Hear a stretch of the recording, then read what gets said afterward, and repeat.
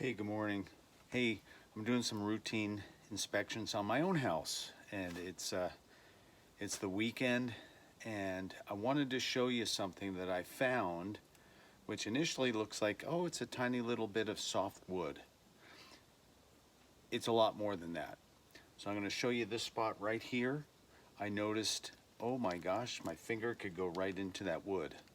So obviously I've got some dry rot on this trim piece.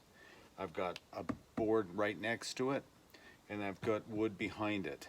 Let's take these off, and I want to show you. I've already loosened the nails. It's not this easy to take off this trim, believe me.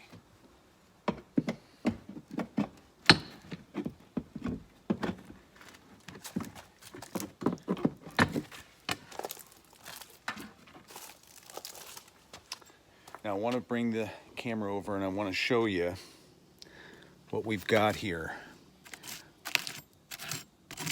From this little spot right here, I've got T111 damage all throughout here. It's a good idea to look at little things like this. It's a lot easier to fix this section than to replace an entire wall because I neglected it for too many years. Thanks for watching.